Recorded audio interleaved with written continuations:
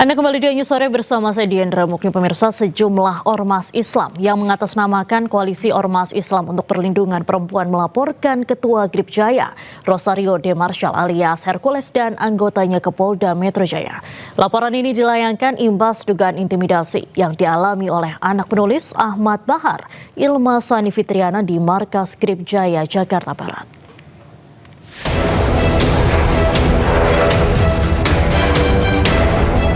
Dua ormas Islam LBH PP Muhammadiyah dan LBH Hidayatullah melaporkan dugaan intimidasi yang dialami anak penulis Ahmad Bahar Ilma Sani Fitriana di Markas Grip Jaya ke SPKT Polda Metro Jaya Jumat siang. Ketua Riset dan Advokasi Publik LBH PP Muhammadiyah Gufroni melayangkan dua laporan polisi berkaitan penculikan, penahanan sepihak, ancaman senjata api, pelecehan martabat hingga pembajakan data pribadi.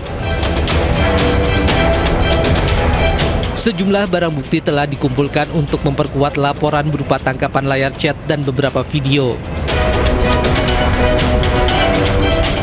Ya, tentu saja kami berharap pihak kepolisian untuk menindaklanjuti laporan kami. Mudah-mudahan hari ini sudah dapat laporan polisinya dan diterima, dan selanjutnya dilakukan serangkaian penyidikan dan penetapan tersangka. Siapa saja yang terlibat dalam kasus yang kemudian membuat klien kami merasa terpukul, merasa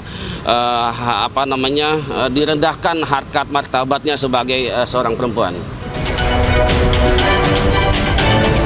Sebelumnya, LBH PP Muhammadiyah melaporkan ke Komnas HAM soal pelanggaran HAM yang dialami anak penulis Ahmad Bahar oleh Hercules dan anak buahnya. Dari kasus ini diharapkan pihak kepolisian dapat menyelidiki kasus ini dan menemukan bukti kuat dalam mengungkap tersangka. Dari Jakarta, Tim Liputan iNews melaporkan. Untuk mengetahui selengkapnya mengenai dugaan intimidasi anggota Grip Jaya terhadap anak seorang penulis sudah bergabung bersama kami Sekjen DPP Grip Jaya Zulfikar dan Gufroni kuasa hukum penulis Ahmad Bahar. Selamat sore Bapak-bapak. Sore. Baik, kita ke Pak Gufroni terlebih dahulu. Pak Gufroni, terkait dengan dugaan intimidasi oleh anggota Grip Jaya terhadap klien Bapak, bisa dijelaskan sedikit Pak Gufroni? Jadi kami dari tim pengacara yang tergabung dalam Koalisi Ormas Islam untuk Perlindungan Perempuan telah menjadi kuasa hukum dari saudari Ilma Sani Fitriana, ya, usia 33 tahun, karena terkait dengan adanya suatu peristiwa yang membuat klien kami tergoncang jiwanya pasca beliau dibawa ke Markas Grip di Kedoya, yang kemudian sampai hari ini masih menyisakan tekanan psikologis. Dan oleh karenanya maka untuk mendapatkan keadilan ya atas perlakuan yang dilakukan oleh Bapak Hercules di Markas Grip, maka kami melakukan langkah-langkah hukum yang ada, ya, termasuk hari ini kita sudah selesai membuat laporan polisi di Polda Metro Jaya. Demikian, Mbak. Baik, dari Grip Jaya sendiri bagaimana tanggapannya Pak Zulfikar? Baik, terima kasih Mbak. Jadi begini, saya melihat pernyataan dari PH-nya Pak Bahar ini, itu ada cerita yang dipotong, cerita yang dihilangkan. Jujur dulu kita sama masyarakat, jangan memframing cerita-cerita ini seolah-olah Pak Bahar inilah orang yang terzolimin, orang yang teraniaya gitu. Awalnya itu apa gitu, sebabnya apa?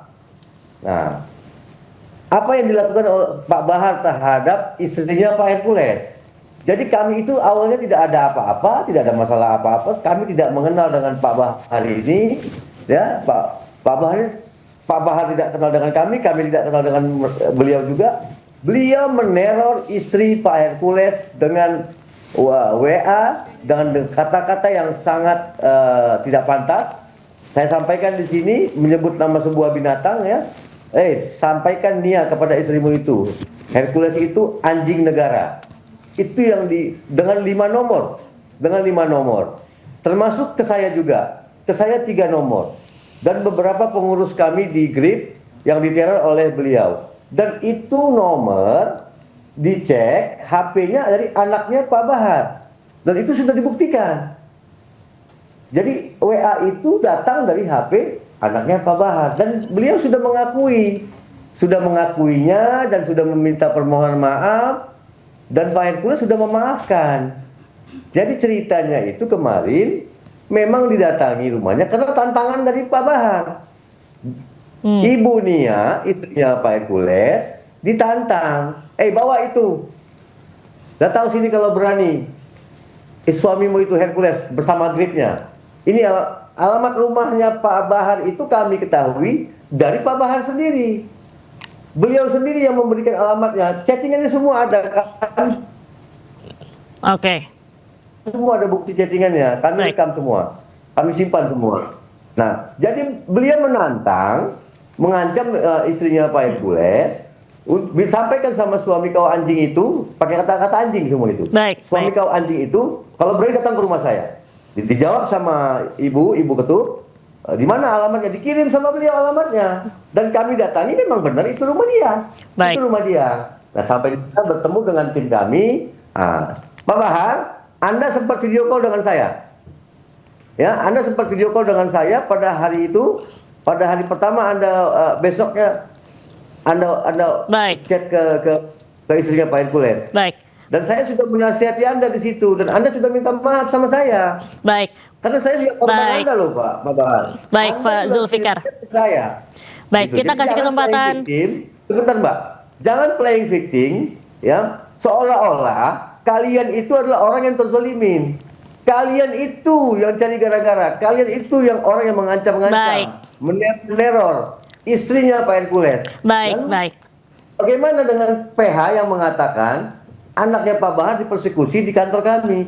Lalu bagaimana dengan seorang istrinya Pak Hercules yang diteror dan dipersekusi oleh Pak Bahar? Baik.